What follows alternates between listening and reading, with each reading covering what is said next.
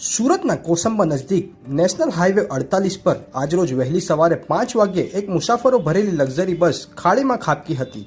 બસ એકાએક રોડથી નીચે ધસી જતા તમામ મુસાફરો ઊંઘમાં જ દબાઈ ગયા હતા। લોકોની બૂમાબૂમ સાંભળીને રસ્તે જતા અન્ય વાહન ચાલકોએ પોતાનું વાહન રોકી ફાયર વિભાગ અને પોલીસને જાણ કરી હતી। ઘટનાની જાણ થતાં જ સુરત ફાયરની ઇમરજન્સી ટીમ તાત્કાલિક ઘટના સ્થળે દોડી આવી હતી। આ અકસ્માતમાં બસના કેબિનનો ભાગ તો પડીકું વળી ગયું હતું અને તેમાં ફસાયેલા 2 થી 3 લોકો કણસી રહ્યા હતા। તો સાથે બસમાં પણ કેટલાક લોકો ફસાયેલા હોવાથી ફાયરની ટીમ દ્વારા બસના પતરા કાપીને અને પહોળો કરી 40 મુસાફરોનું રેસ્ક્યુ કરી તમામને બહાર કાઢ્યા હતા। આ ભયાનક અકસ્માતમાં એક યુવક અને એક મહિલાની હાલત ગંભીર હતી। તેમનું યુવક સંદીપ રામદાસ બવિસ્કર ઉંમર વર્ષ 45નું સિવિલમાં સારવાર દરમિયાન મોત નીપજ્યું છે। હાલમાં 20 થી વધુ મુસાફરો સ્મીમેર હોસ્પિટલમાં જ્યારે 7 જેટલા સિવિલ હોસ્પિટલમાં દાખલ છે। બસના ડ્રાઈવરને ઝોકું આવી જતા